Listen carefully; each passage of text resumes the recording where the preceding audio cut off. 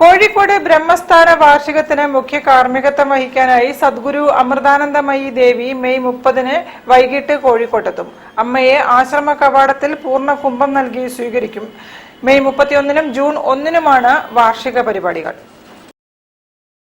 May 31, June 1 എന്നീ 2 തീയതികളിലും അമ്മയുടെ ഭക്തിഗാനസുധ, പ്രഭാഷണം, ധ്യാനം എന്നിവയുണ്ടാകും. ഉച്ചയ്ക്കും രാത്രിയിലും അമ്മയുടെ ദർശനത്തിനും സൗകര്യമൊരുക്കും. അമ്മയെ കാണാനും ബ്രഹ്മസ്ഥാന വാർഷിക മഹോത്സവത്തിൽ പങ്കെടുക്കാനുമായി എത്തുന്ന ഭക്തജനങ്ങൾക്ക് വിപുലമായ സൗകര്യങ്ങൾ സംഘാടക സമിതി ഒരുക്കുന്നുണ്ട്. എല്ലാ ദിവസങ്ങളിലും അന്നദാനമുണ്ടാകും. 10,000 പേർക്ക് ഇരിക്കാവുന്ന പന്തലിന്റെ പണിയും അവസാന ഘട്ടത്തിലാണ്. 2 ദിവസങ്ങളിലും ബ്രഹ്മസ്ഥാന ക്ഷേത്രത്തിൽ ഉദയാസ്തമന പൂജ, വിശേഷാൽ പൂജകൾ എന്നിവ നടക്കും.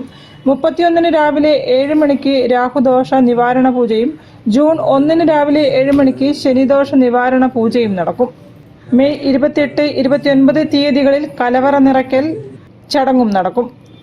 31-ാം തീയതി രാവിലത്തെ പ്രോഗ്രാം എന്താണെന്ന് വെച്ച് കഴിഞ്ഞാൽ യജ്ഞശാലയിൽ ഭദ്രദീപം കൊളുത്തിക്കൊണ്ടുള്ള മാനസപൂജ അർച്ചന, ലളിതാ സഹസ്രനാമ അർച്ചനയുണ്ട്.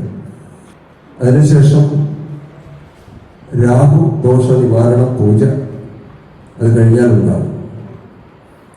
രാഹുദോഷ നിവാരണ പൂജയ്ക്ക് ശേഷം ഒരു സത്സംഗം ഉണ്ടാകും. സത്സംഗത്തിന് ശേഷം നമ്മ ഏകദേശം ഒരു രാവിലെ 10:30 യജ്ഞശാലയിൽ എത്തിച്ചേരുമെന്നാണ് പ്രതീക്ഷിക്കുന്നത്.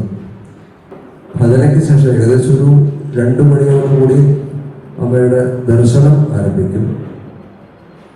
ദർശനം ആരംഭിച്ചു കഴിഞ്ഞാൽ പിന്നെ എത്ര മണിയാണെന്ന് പറയാൻ പറ്റില്ല. എളുപ്പക്കാലം വരെയുള്ള അമ്മ എത്രയും പേരെ കണ്ടിട്ടേ അമ്മ എഴുന്നേൽക്കാറുള്ളൂ. സാധാരണ വരുന്നവരെല്ലാം അമ്മ കാണാറുണ്ട്. അതിന് ടോക്കൺ സിസ്റ്റം ഏർപ്പാട് ചെയ്തിട്ടുണ്ട്. ടോക്കൺ സിസ്റ്റത്തിലായിരിക്കും കാണുക. അത് ഡിസ്പ്ലേ ബോർഡുണ്ട്. ആ ബോർഡിൽ അവരുടെ നമ്പർ കാണിക്കുമ്പോൾ അവരൊന്ന് കാണുകയാണ് ചെയ്യുന്നത്. വാർത്താ സമ്മേളനത്തിൽ മഠാധിപതി Swami Vivekamrithanandapuri, advocate P K. Sreedharan Nair, Venu Thamarassery, MP Pradeep Kumar, Vinayadas, Sivaprasad, NP Soman എന്നിവർ പങ്കെടുത്തു. News bureau, Kozhikode. Page against the machine